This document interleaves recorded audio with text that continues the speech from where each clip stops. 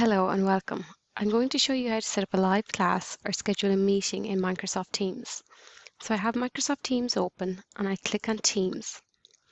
I choose the class that I want to have a live lesson with, or a meeting as it can become known as.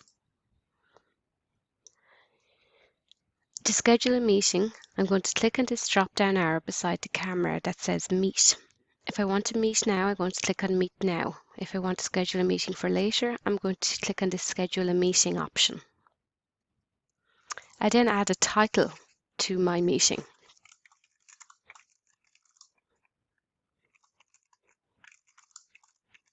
So you add your title, if you want to invite any attendees, you can do so here. Now this will automatically appear in your class. Once you select your class to schedule it, it will automatically appear in the feed, so they can just click on the link. But if you want to add any attendees, you can do so here. But do know that once it's in your class, it will come up on the feed, the link for them to join. In here, then you set up the time. So I'm just going to go for 1st of September.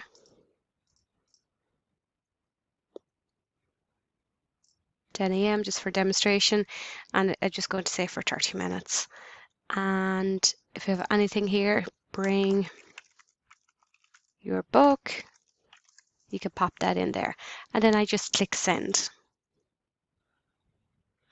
Now I have my lesson set up.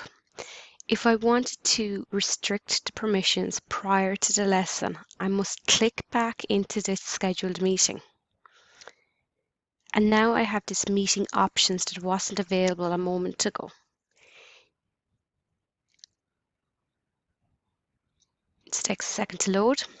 In my meeting options, there's two very important things that we need to look at.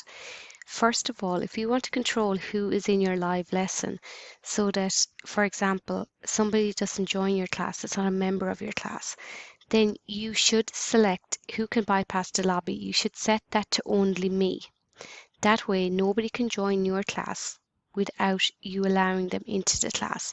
And also, they can't begin the lesson. They can't begin the live video until you are present and you allow them into that lesson. So it's very important that you would select only me there.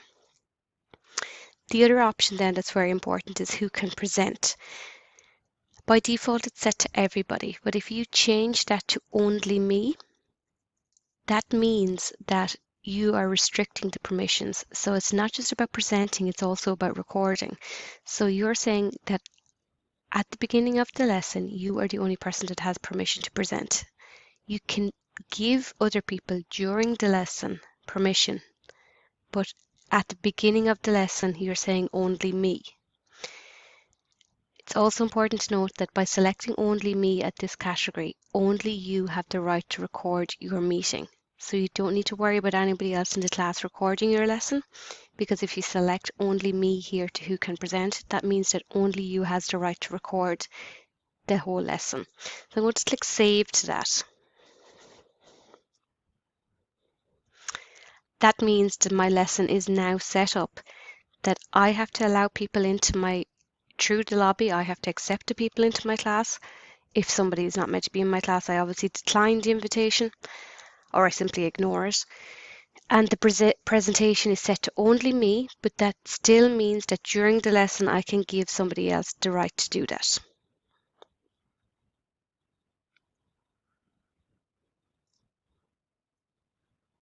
At this point, you can just close that window and go back to your Teams, and you have your class set up, scheduled for your time, and all they will have to do is click here to join the lesson. And you have the note there, bring your book. Okay, now just for demonstration, I'm going to click into this lesson and show you what it looks like when I join a live class. Now, if I want to turn on my camera, I just click on this on button here, and then my camera comes on, and obviously you'll be able to see me. My microphone is here, and that's on. And I'm just going to click now to join that lesson.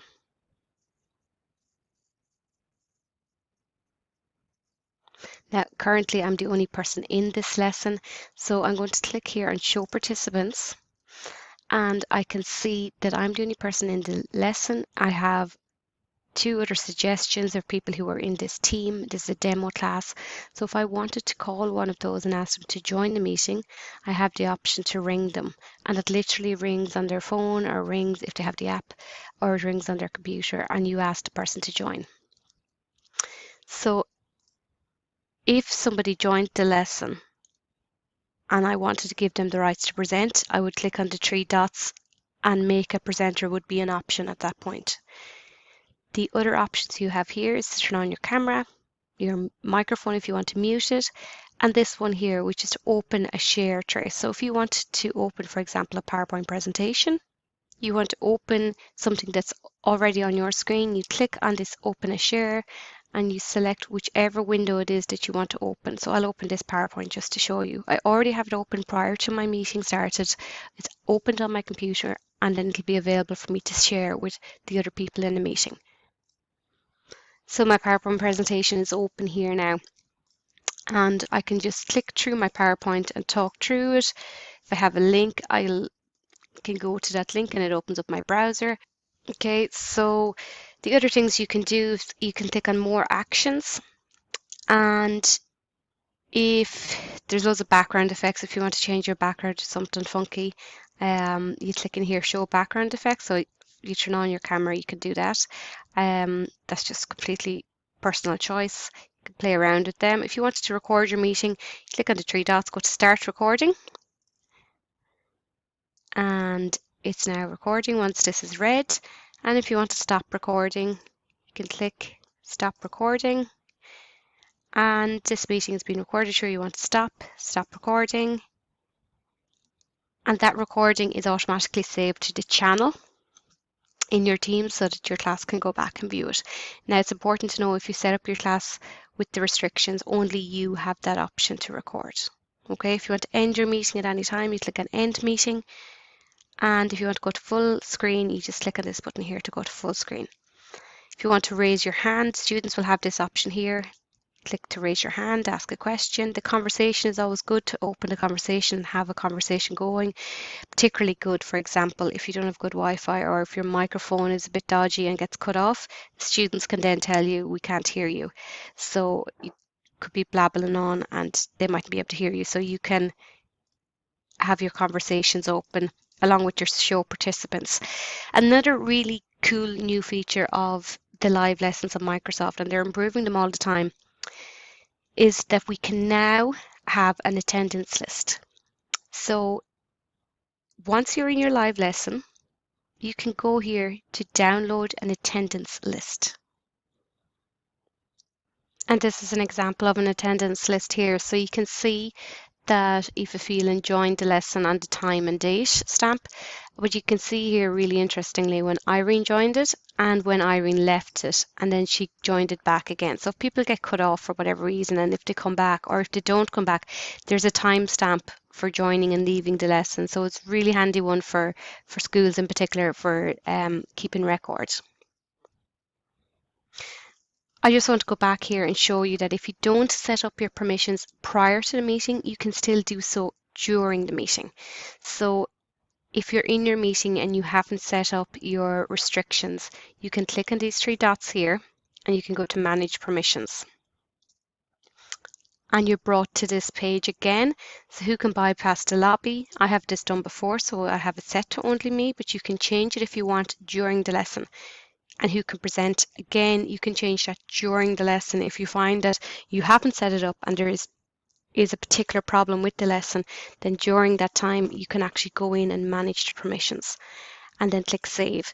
If you are using the lobby, that means that you will have to, there'll be questions along here. You'll have some people who are waiting and you'll have to accept or decline that invitation. Now note, somebody can keep trying to get into your class. So if that is a difficulty where somebody once they have the link, they can keep trying. So if you don't want them in the class, you're probably just as well off to ignore their request. If you decline their request, they can try again. So just something to note. Now that is how to set up schedule a Teams meeting, how to have a live class, some of the basic features of a live class, and how to do a screen share with a PowerPoint presentation. I hope you've learned something. Thank you very much.